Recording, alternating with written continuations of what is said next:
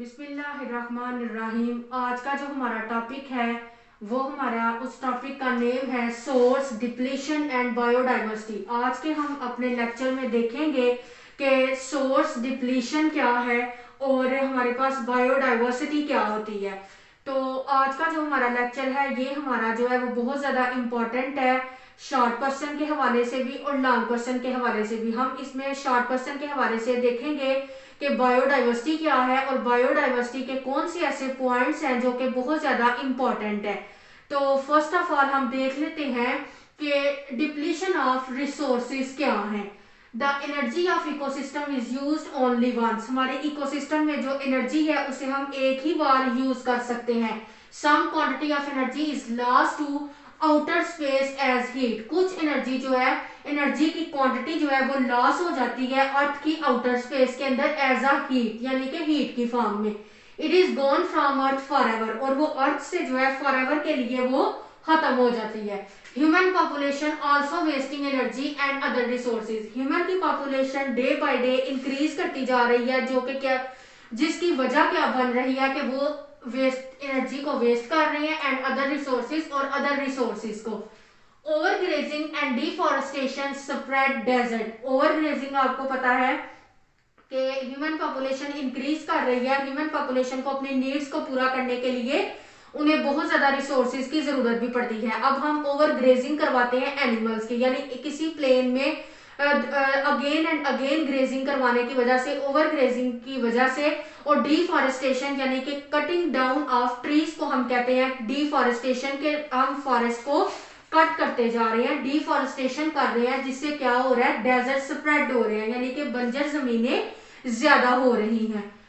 Destruction of forest cause extinction of plant and animal species. बहुत ज्यादा plant की और एनिमल की स्पीशीज जो है वो खत्म हो रही हैं, डिस्ट्रॉय हो रही हैं, एक्सटिंक्ट हो रही हैं डिस्ट्रक्शन ऑफ फॉरेस्ट की वजह से। जब हम फॉरेस्ट को कट डाउन कर देते हैं तो बहुत से प्लांट और एनिमल का जो हैबिटेट है वो डिस्टर्ब होता है, और बहुत ज्यादा प्लांट स्पीशीज जो है वो एक्सटिंक्शन की तरफ जा रही हैं, और बहुत ज्यादा एनिमल की स्पीशीज भी ट्रीज को कट डाउन करने की वजह से उनका हैबिटेट जो है वो इफेक्ट पड़ता है उनके हैबिटेट के ऊपर, और उनकी जो पॉपुलेशंस होती हैं वो डिस्टर्ब हो जाती हैं, और वो एनिमल जो है वो एक्सटिंक्शन की तरफ जो है वो जाना स्टार्ट हो जाते हैं, एक्सटिंक्ट आउट होना वो स्टार्ट हो जाते हैं।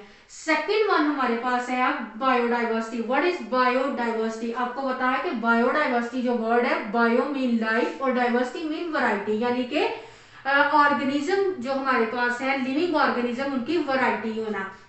The variety of living organism in an ecosystem is called biodiversity. Biodiversity क्या है? हमारे इकोसिस्टम के अंदर लिविंग ऑर्गेनिज्म की जो वैरायटी है हम उसको कहते हैं biodiversity. Exact number of species in world is not noun. World के अंदर कितनी एग्जैक्ट स्पीशीज पाई जा रही हैं एनिमल्स और प्लांट की, ये नाउन नहीं है, लेकिन टेक्सोनॉमिस्ट ने एस्टिमेट लगाया है देयर आर 1.4 मिलियन स्पीशीज जो है वो हमारे पास प्रेजेंट है। अब बायोडाइवर्सिटी हमारे पास क्यों इंपॉर्टेंट है, तो उसके फॉलोइंग इंपॉर्टेंट, इसके फॉलोइंग स्टेप्स हैं जिनकी वजह से बायोडाइवर्सिटी जो है वो बहुत ज्यादा इंपॉर्टेंट है। फर्स्ट वन उसमें आ जाता है, forest hold back flood water and recycle carbon dioxide and nutrient. Forest क्या करते हैं? होल्ड बैक करते हैं फ्लड वाटर को, यानी कि जब फ्लड्स आते हैं तो फॉरेस्ट जो है वो जमीन के अंदर, सॉइल के अंदर उनकी रूट्स जो है वो बहुत ज्यादा उन्होंने सॉइल को जकड़ा हुआ होता है, एंकर किया होता है, और वो क्या करते हैं कि फ्लड बैक को होल्ड करते हैं, रिसाइकल करते हैं कार्बन डाइऑक्साइड को और बहुत ज्यादा न्यूट्रिएंट्स को भी। उसके अलावा सेकंड पॉइंट है insect pollinate crops and control insect pest. ये क्या करते हैं? Insect pollinate crop. इंसेक्ट क्या करते हैं? पोलिनेट करते हैं क्रॉप्स को। तो जब वो आके इंसेक्ट किसी भी क्रॉप फ्लावर्स के ऊपर बैठते हैं तो वो पोलिनेशन का आगाज करते हैं, तो इस वजह से इंसेक्ट पोलिनेट क्रॉप्स करते हैं, यानी कि इंसेक्ट की वजह से, इंसेक्ट की जो हमारे पास डाइवर्सिटी है उसकी वजह से पोलिनेशन होती है ज्यादा से ज्यादा। कंट्रोल इंसेक्ट पेस्ट, और इंसेक्ट पेस्ट को कंट्रोल किया जाता है। उसके बाद थर्ड वन है the subterranean organism promote soil fertility. हमारे पास जो ऑर्गेनिज्म होते हैं, कुछ ऑर्गेनिज्म ऐसे हैं जो सॉइल की फर्टिलिटी को प्रमोट करते हैं, जस्ट लाइक वर्म्स। वर्म्स जो है वो सॉइल के अंदर डिगिंग करके रह रहे होते हैं, तो सॉइल की फर्टिलिटी को भी वो जो है इंक्रीज कर रहे होते हैं। ऐसे बहुत ज्यादा ऑर्गेनिज्म की हमारे पास एग्जांपल्स हैं। थ्रू डीकम्पोजिशन, डीकम्पोजिशन के थ्रू भी हमारे पास ऑर्गेनिज्म जो है वो सॉइल की फर्टिलिटी को प्रमोट कर रहे होते हैं। जो बैक्टीरिया वगैरह है वो क्या करते हैं, डीकम्पोजिशन का प्रोसेस होता है, वो ऑर्गेनिज्म की बॉडी के अंदर, जो डेड ऑर्गेनिज्म होते हैं उनकी बॉडी के अंदर डीकम्पोजिशन का प्रोसेस होता है और सॉइल की फर्टिलिटी जो है वो इनहेंस करती है। Large population promote genetic diversity, उसके अलावा अगर हमारे पास वैरायटी ऑफ ऑर्गेनिजम्स हमारे पास प्रेजेंट होंगे तो वो क्या करते हैं कि लार्ज नंबर ऑफ पॉपुलेशन क्या करती है, प्रमोट करती है जेनेटिक डाइवर्सिटी को, यानी कि जेनेटिक डाइवर्सिटी आती है, जेनेटिक के अंदर वैरायटीज आती हैं। This diversity is required for survival of species, और ये हमारे पास जो जेनेटिक डाइवर्सिटी है ये क्या करती है, प्रमोट करती है सर्वाइवल ऑफ स्पीशीज को, स्पीशीज के सर्वाइवल को इनहेंस करती है। इट लास्ट फॉर एवर, और ये हमेशा के लिए होती है। Zoologist are trying to save endangered species, zoologist क्या कर रहे हैं, वो ये कोशिश कर रहे हैं कि वो एंडेंजर्ड जो स्पीशीज हो चुकी हैं उनको सेव कर रहे हैं, ठीक है, ताकि वो एक्सटिंक्शन की तरफ ना जाए। But they are able to save only a tiny portion of genetic pool, लेकिन वो उनकी कोशिश की वजह से वो क्या हो पा रहा है कि वो बहुत थोड़े जो है इस काबिल हुए हैं कि वो बहुत थोड़े सेफ एक टाइनी पोर्शन को सेव कर सकते हैं, जेनेटिक पूल के टाइनी पोर्शन को सेव कर रहे हैं। बात नेक्स्ट पॉइंट है हमारे पास, causes of destruction of biodiversity, ऐसे कौन से कॉजेज हैं जो बायोडाइवर्सिटी को डिस्ट्रॉय कर रहे हैं। The biodiversity is threatened all over the world, all over the world जो है वो बायोडाइवर्सिटी को थ्रेट है, किस वजह से, acid rain, pollution, urban development and agriculture are present everywhere। Acid rain भी हर जगह हो रही है, पोल्यूशन भी हर जगह पे काज हो रही है, अर्बन डेवलपमेंट जो है वो दिन ब दिन इंक्रीज होती जा रही है, ह्यूमन की पॉपुलेशन जैसे जैसे इंक्रीज कर रही है तो ह्यूमन को अपनी नीड्स को पूरा करने के लिए हाउसिंग स्कीम्स वगैरह बन रही है, अर्बन डेवलपमेंट होती जा रही है, जिसकी वजह से हमारे पास जो है कटिंग डाउन ऑफ ट्रीज जो है वो ज्यादा होते जा रहे हैं, एग्रीकल्चर लैंड जो है वो चेंज हो रही है, ठीक है, हाउसिंग स्कीम के अंदर एग्रीकल्चर लैंड जो है वो हमारे पास कम होती जा रही है और प्रेजेंट एवरीवेयर, ठीक है। तो ये तमाम जो हमारे पास प्रॉब्लम्स हैं ये हर जगह पे पाई जाती हैं। Expanding human population destroy the habitat, जैसे जैसे ह्यूमन की पॉपुलेशन एक्सपैंड करती जा रही है हमारे पास हैबिटेट डिस्ट्रॉय होते जा रहे हैं। It is the main threat to biological diversity, तो ये बायोलॉजिकल डाइवर्सिटी को मेन थ्रेट है।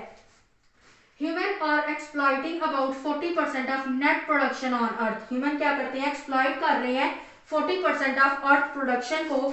They convert natural areas into agriculture land, और वो नेचुरल एरियाज को किस में कन्वर्ट कर रहे हैं, एग्रीकल्चर लैंड के अंदर, जैसा कि हमने इधर भी पढ़ा है कि agriculture are present in everywhere.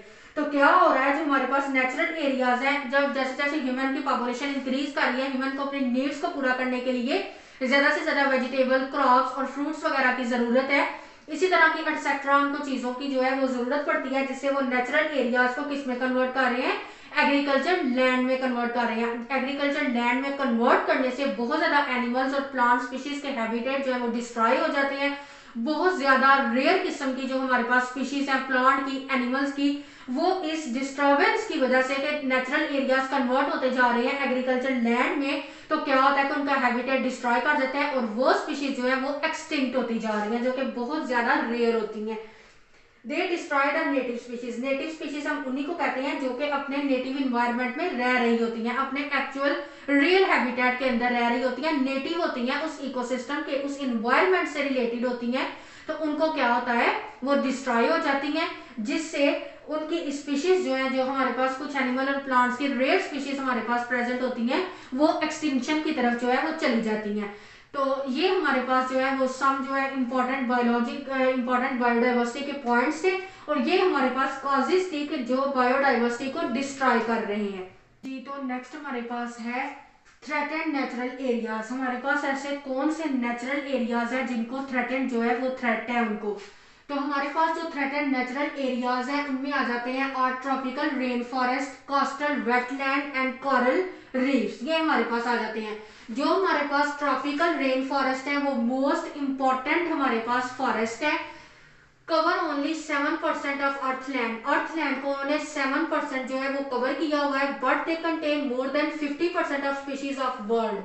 ये हमारे पास जो हमारी अर्थ है इसके ऊपर सिर्फ 7% जो है उन्होंने कवर किया हुआ है ट्रॉपिकल रेन फॉरेस्ट को, लेकिन वो जो है वो उनके अंदर जो है 50% ऑफ स्पीशीज ऑफ बर्ड जो है उनके अंदर सर्वाइव कर रही है, वो उनका हैबिटेट है। डिस्ट्रॉय रैपिडली, हमारे पास ट्रॉपिकल रेन फॉरेस्ट जो है वो रैपिडली डिस्ट्रॉय कर रहे हैं because of agriculture. Agriculture purpose के लिए इन्हें रैपिडली डिस्ट्रॉय किया जा रहा है।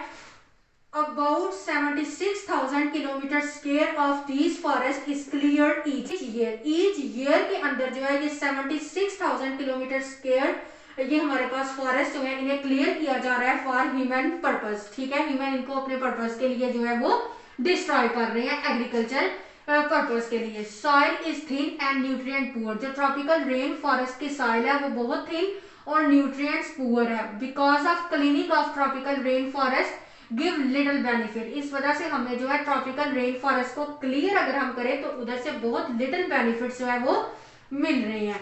ठीक है, क्योंकि ह्यूमन जो है इसे फॉर एग्रीकल्चर पर्पस के लिए यूज कर रहे हैं तो उधर बहुत उसकी थिन सॉइल है और न्यूट्रिएंट पुअर है, इस वजह से वहां लिटिल बेनिफिट्स जो है वो हासिल हो रहे हैं। तो ये हमारा आज का लेक्चर था जो कि हमारा जो है वो जिस टॉपिक के ऊपर था वो था सोर्स डिप्लीशन एंड बायोडाइवर्सिटी। तो सोर्स डिप्लीशन और बायोडाइवर्सिटी बहुत ज्यादा इंपॉर्टेंट है शॉर्ट क्वेश्चन के हवाले से भी और लॉन्ग क्वेश्चन के हवाले से भी। तो आप आज के इस लेक्चर को देखें, अगर किसी को कोई कंफ्यूजन है, किसी का कोई क्वेश्चन है किसी भी हवाले से, तो वो मुझे कमेंट बॉक्स में मैसेज कर सकता है।